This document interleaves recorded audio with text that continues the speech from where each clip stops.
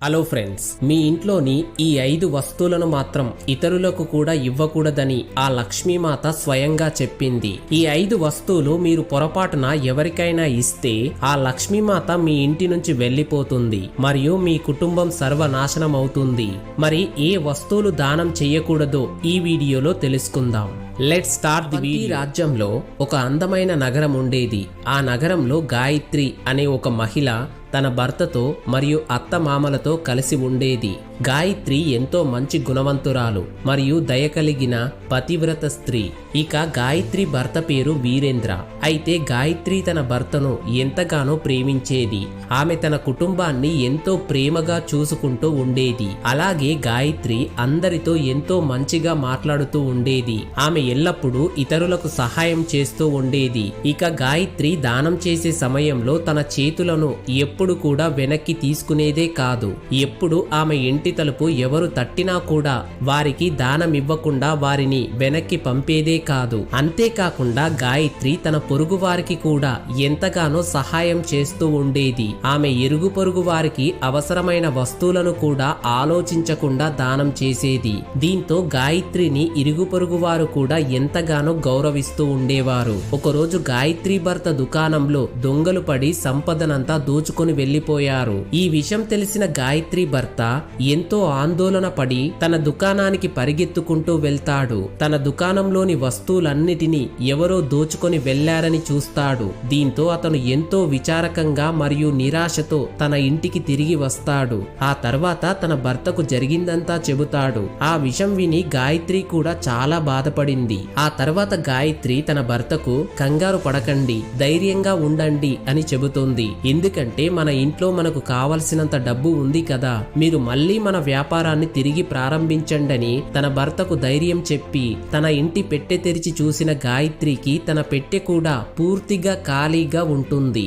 అంటే తన ఇంట్లోని వస్తువులన్నీ కూడా చోరీకి గురయ్యాయి. ఇక ఇది చూసిన గాయత్రి మరింతగా బాధపడుతుంది. అసలు ఇదంతా ఎలా జరిగిందో ఆమెకు అర్థం కావడం లేదు. దీంతో గాయత్రి భర్త ఆమెపై చాలా కోపంతో, గాయత్రి నిజం చెప్పు, మన ఇంట్లో ఉన్న డబ్బులన్నీ ఏమైపోయాయి, వాటిని అసలు నువ్వెక్కడ పెట్టావు అని అడిగాడు. వెంటనే గాయత్రి, ఎవండి, నేను ఇంట్లోనే ఉన్నాను, అలాగే మీరిచ్చిన డబ్బులన్నిటినీ కూడా నేను భద్రంగా పెట్టెలోనే దాచిపెట్టాను. కానీ వాటిని ఎవరు దొంగలించారో నాకు కూడా తెలియదు. దయచేసి మీరు కోపం తెచ్చుకోకుండా ప్రశాంతంగా ఉండండి. మనం వీలైనంత వరకు ఈ సమస్యకు త్వరగా పరిష్కారం కనిపెడదామంది. ఆమె మాటలు విన్న వీరేంద్ర, నువ్వు ఎప్పుడు కూడా అంతే, నా మాట ఏమీ వినవు. అపరిచితులను ఇంటికి పిలిచి వారికి ఆహారం పెడుతూ ఉంటావు. అలాంటి అపరిచితులు ఇంటికి వస్తే దొంగతనం కాకుండా మరేం జరుగుతుంది? నువ్వే చెప్పు, నీ మంచితనం యొక్క ఫలితం ఇదేనా?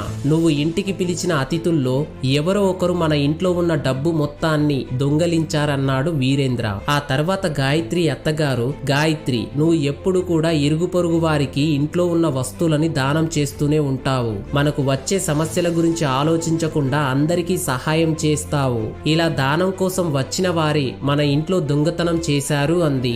ఇలా ఇంట్లో వారందరూ గాయత్రిని ఏదో ఒక విధంగా తిట్టడం మొదలు పెట్టారు. ఆ తర్వాత మళ్ళీ గాయత్రి తన భర్త దగ్గరికి వెళ్లి, ఎవండి, నేను నా నగల్లో కొన్నిటిని మన పొరిగింటి వారికి ఆపదలో ఉన్నప్పుడు ఇచ్చాను. కాబట్టి ఇప్పుడు మనకు సమస్యగా ఉంది. నేను వారి దగ్గరికి వెళ్లి నా నగలను తీసుకొని వస్తాను. అప్పుడు మన సమస్య తీరుతుంది కదా అంది. ఆ తర్వాత ఆమె తన పొరిగింటి వారి ఇంటికి వెళ్లి చూస్తే అక్కడ ఎవరూ లేరు. అంటే ఆమె సహాయం చేసిన వారు ఆ ఇంటి నుంచి వెళ్లిపోయారు. వాళ్ళు గాయత్రికి ఇవ్వవలసిన నగలతో సహా వారు వెళ్లిపోయారు. దీంతో ఆమె ఎంతో బాధపడి నిరాశగా మళ్లీ ఇంటికి వస్తుంది. ఆ తర్వాత జరిగిందంతా కూడా తన భర్తకు చెబుతుంది. దీంతో గాయత్రి భర్త మళ్లీ ఆమెపై తీవ్రంగా ఆగ్రహం వ్యక్తం చేస్తాడు. అంతేకాకుండా నీ అతి మంచితనం మరియు నీ మూర్ఖత్వం వల్లే మన ఇంట్లోని డబ్బంతా పోయింది. నీ దానం చేసే అలవాటు వల్లే మనకి ఈ రోజు ఈ సమస్య వచ్చింది. కాబట్టి ఇక మీదట నువ్వు ఈ ఇంట్లో జీవించే హక్కును నువ్వు కోల్పోయావు. ఇప్పుడే నువ్వు ఈ ఇంటిని విడిచిపెట్టి వెళ్ళిపో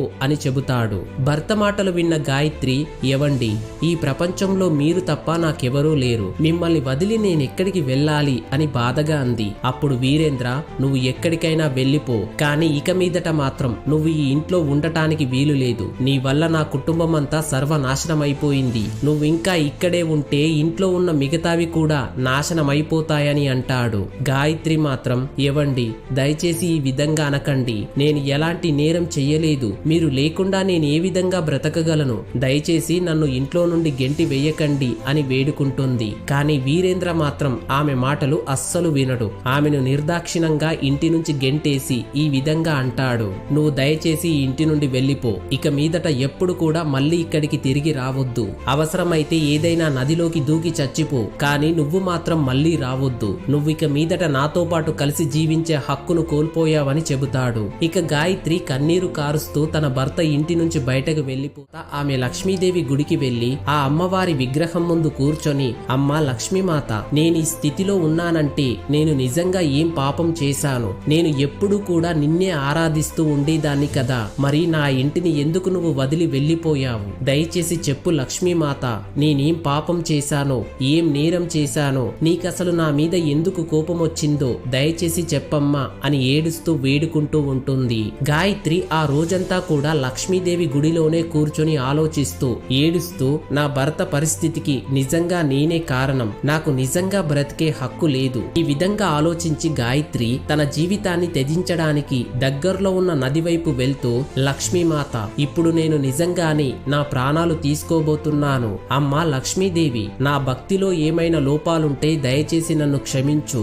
నా భర్త లేకుండా నేను బ్రతకలేను. అందుకే ఈ నదిలోకి దూకి నా ప్రాణాలు విడవాలనుకుంటున్నానని చెప్పి గాయత్రి నదిలో దూకబోతుండగా ఆమె ఎదురుగా లక్ష్మీమాత ప్రత్యక్షమైంది. ఆ తర్వాత లక్ష్మీమాత గాయత్రితో, నా ప్రియమైన భక్తురాలా గాయత్రి, నువ్వేం చేస్తున్నావో ఆలోచించావా అని ప్రశ్నించింది. ఇక గాయత్రి కళ్ళు తెరిచి చూసిన వెంటనే ఆమె ఎదురుగా లక్ష్మీదేవి ఉంటుంది. ఆమెను చూసిన గాయత్రి చాలా ఆనందిస్తుంది. ఆ తర్వాత గాయత్రి, ఓ లక్ష్మీమాత, నన్ను దయచేసి క్షమించండి. నేను నిజంగా చాలా పెద్ద పాపం చేయబోతున్నాను అంది. అప్పుడు లక్ష్మీదేవి, గాయత్రి, నా ప్రియమైన భక్తురాల, ఓ మనిషి ఆత్మహత్య చేసుకోకూడదు. అది నిజంగా ఒక మహాపాపం. దేవుడిచ్చిన శరీరాన్ని నీ అంతట నువ్వు నాశనం చెయ్యరాదు. అప్పుడు లక్ష్మీదేవి, ప్రియమైన గాయత్రి, నాకు అన్నీ తెలుసు. నీ భర్త నిన్ను ఎందుకు వదిలేశాడో కూడా నాకు తెలుసు. అయితే ఇదంతా కూడా నిజంగా నీ తప్పు వల్లే జరిగిందమ్మా. నువ్వు తెలియకుండానే నీ ఇంట్లోని కొన్ని వస్తువులను ఇతరులకు దానం చేశావు. దానివల్లే ఈ రోజు నీ ఇంటిని నేను విడిచి వెళ్లిపోవాల్సిన పరిస్థితి వచ్చింది అంది లక్ష్మీదేవి. గాయత్రి, ఏ మహిళ అయితే తన ఇంటిలో నుండి కొన్ని వస్తువులను ఇతరులకు ఇస్తుందో అటువంటి మహిళ ఇంట్లో నేను ఉండలేనంది. లక్ష్మీదేవి మాటలు విన్న గాయత్రి, అమ్మా లక్ష్మీమాత, దయచేసి నన్ను క్షమించు. ఆ వస్తువులేమిటో నాకు తెలియదు. నేను ఏ వస్తువులను దానం చేయడం వల్ల మీరు నా ఇంటిని వదిలి వెళ్లిపోయారో చెప్పండి అని అడిగింది. అప్పుడు లక్ష్మీమాత, గాయత్రి, నువ్వు నేను చెప్పబోయే వివరాలు శ్రద్ధగా విను. ఒక స్త్రీ ఇతరులకు ఇవ్వకూడని ఆ వస్తువులు ఏమిటో నేను నీకు చెబుతాను. వీటిని దానం చేయడం వలన నేనటువంటి ఇంట్లో నుండి శాశ్వతంగా వెళ్లిపోతాను. ఇక అటువంటి వాటిలో మొదటి వస్తువు ఉప్పు.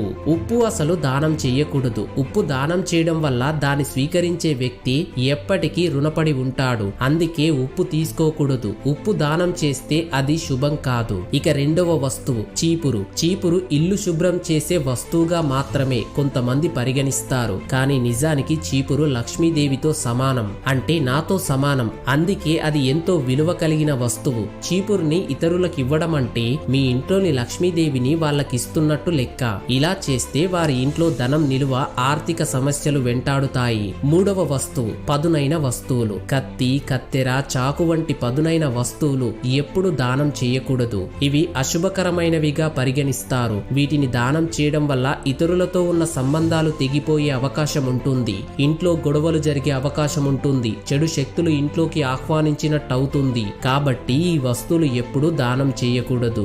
నాలుగవది దుస్తువులు. ఎంతో మంది పేదలకు వస్త్రదానం చేస్తూ ఉండడం చూస్తూనే ఉంటాం. ఇది మంచిదే, కానీ చిరిగిన పాత దుస్తువులు మాత్రం దానం చేయకూడదు. తప్పనిసరిగా కొత్త వస్త్రాలు మాత్రమే దానం చెయ్యాలి. పాత వస్త్రులు ఇవ్వడం వల్ల మేలు కంటే కీడే ఎక్కువ జరుగుతుంది. అలాగే చేతి రుమాలు కూడా దానం చెయ్యకూడదు. అలా చేస్తే నేను ఆ ఇంట్లో నుంచి వెళ్లిపోతాను. ఇక ఐదవ వస్తువు నువ్వుల నూనె. నువ్వులు, ఆవ నూనె పొరపాటున కూడా దానం చేయవద్దు. వీటిని కూడా దానం చేయడం వల్ల శనిదేవుడికి కోపం వస్తుంది. అది మాత్రమే కాదు, మిగిలిపోయిన నూనె, పాడైపోయిన నూనె అస్సలు దానం చెయ్యరాదు. ఇక చివరి వస్తువు ఆహారం. అన్నదానం చేయడం వల్ల చాలా పుణ్యం పొందుతారు. కానీ పాడైపోయిన ఆహారం మాత్రం ఇతరులకి పంచకూడదు. చెడిపోయిన ఆహారాన్ని దానం చేయడం వల్ల దురదృష్టం వెంటాడుతుంది. ఇలా చేయడం వల్ల కుటుంబ సభ్యుల మధ్య సంబంధాలు చెడిపోతాయని లక్ష్మీమాత మాట్లాడుతూ, ఓ గాయత్రి, ఇప్పుడు నేను నీకు ఏ వస్తువులను ఇతరులకు ఇవ్వకూడదో చెప్పాను కదా. ఇటువంటి వస్తువులను ఎప్పుడు కూడా దానం చేయకూడదు. ఈ వస్తువులను ఇతరులకు అప్పుగా కానీ లేదా వాడుకోవడం కోసం కూడా ఇవ్వకూడదు. ఇక ఆ మాటలు విన్న గాయత్రి, అమ్మా లక్ష్మీమాత, నిజంగానే నేను చాలా పెద్ద తప్పు చేశాను. ఈ విషయాలు ఏవీ కూడా నాకు తెలియక చేశాను. దయచేసి నన్ను క్షమించు తల్లి. నేను చేసిన ఈ తప్పులకు ఏ విధంగా ప్రాయశ్చిత్తం చేసుకోవాలో చెప్పమ్మా అని లక్ష్మీదేవిని భక్తి శ్రద్ధలతో ప్రార్థిస్తుంది. అప్పుడు లక్ష్మీమాత మాట్లాడుతూ, నా ప్రియమైన భక్తురాల గాయత్రి, నువ్వు ఇప్పటికే చేయవలసిన ప్రాయశ్చిత్తం చేసుకున్నావు. కాబట్టి నువ్వు ఇప్పుడు తిరిగి నీ ఇంటికి వెళ్ళిపో. నీ సంపద అంతా కూడా నీతో పాటే తిరిగి వెనక్కి వచ్చేస్తుందని చెప్పి లక్ష్మీదేవి అంతర్ధానం అయిపోయింది. అప్పుడు గాయత్రి కూడా తిరిగి తన ఇంటికి వెళ్తుంది. అప్పటికే ఆమె భర్త కూడా గాయత్రిని వెతుక్కుంటూ గాయత్రి దగ్గరికి వచ్చి ఆమెకు క్షమాపణలు చెప్పి, గాయత్రి, నా ప్రియమైన సతీమణి, నన్ను క్షమించు. నేను నిజంగా నిన్ను అనరాని మాటలన్నాను. నువ్వు నిజంగా మన ఇంటికి లక్ష్మీదేవి లాంటి దానివి. నువ్వు చేసిన పూజా ఫలితాల వలనే ఆ లక్ష్మీమాత తిరిగి మనల్ని అనుగ్రహించింది. మన సంపద అంతా కూడా తిరిగి పొందాము. మన సంపదను దోచుకున్న వారు ఆ సంపదను మనకి తిరిగి ఇచ్చేసి నాకు క్షమాపణలు కూడా చెప్పారన్నాడు వీరేంద్ర. ఆ మాటలు విన్న గాయత్రి చాలా సంతోషించి తన భర్తతో కలిసి తిరిగి తన ఇంటికి వెళ్లి సంతోషంగా జీవించడం మొదలుపెట్టింది. ఆ తర్వాత నుండి గాయత్రి ఈ వస్తువులను మాత్రం ఎవరికి దానంగా వాడుకోవడానికి కూడా ఇవ్వలేదు. చూశారు కదా ఫ్రెండ్స్, మనం దానం ఇవ్వకూడని వస్తువులు ఏమిటో. ఆ వస్తువులు దానం చేస్తే ఏం జరుగుతుందో కూడా మీరు కూడా ఈ వస్తువులను దానం చేయకండి. ఫ్రెండ్స్, ఈ వీడియో మీకు నచ్చితే మాకు సపోర్ట్ గా లైక్ చేయడం మర్చిపోకండి. అలాగే ఇలాంటి మరిన్ని వీడియోస్ కోసం ఛానల్ ని సబ్స్క్రైబ్ చేసుకొని పక్కనే ఉన్న బెల్ బటన్ ని యాక్టివేట్ చేసుకోండి. Thanks for watching this video.